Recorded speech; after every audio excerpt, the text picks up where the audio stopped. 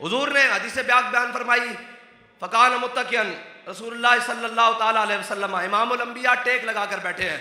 हुजूर ने बनी इसराइल के उलमा की बयान की। हुजूर ने फरमाया बनी इसराइल की कौम गुनाहों में मुब्तला हो गई और उनके उलमा ने, उनके जनाब बड़ों ने मना किया, कौम बाज ना आई और उनके जनाब जो मुज्तहिदीन थे, जो उलमा थे, जो शयूख थे, वो भी उनके साथ मुलव्वस हो गए। इसका मतलब पता है क्या है कि एक जानिब उलमा हक बयान कर रहे हों और दूसरी जानिब कौम के साथ मिलकर कौम के बदयांतियों में और जनाब उन चीज़ों में शामिल हो जाएं, फिर उनकी हक बात में असर नहीं रहेगा, उनकी हक बात में असर नहीं रहेगा। हुजूर ने फरमाया कौम को उलमा ने मना किया, बनी इसराइल के कौम को, कौम बाज ना आई, कौम को मना किया, वो बाज ना आई कौम, वो उनके उलमा भी उस कौम के साथ मिल गए और उनका खाना पीना उठना बैठना उसी कौम की तरह हो गया।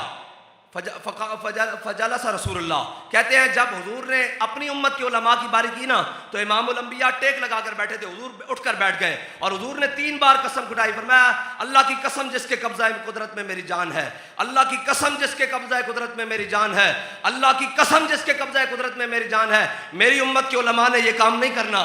उन्होंने क्या करना है? तामुरून बिल मारूफ व तनहौना अनिल मुनकर, उन्होंने अच्छाई का हुक्म देना है और बुराई को हाथ से पकड़ के रोकना है। भाई मैं आपको यह बताता हूं कि जब भी हक वाले हाथ से बुराई को रोकेंगे, क़यामत तक नाम उनका ही रह जाएगा।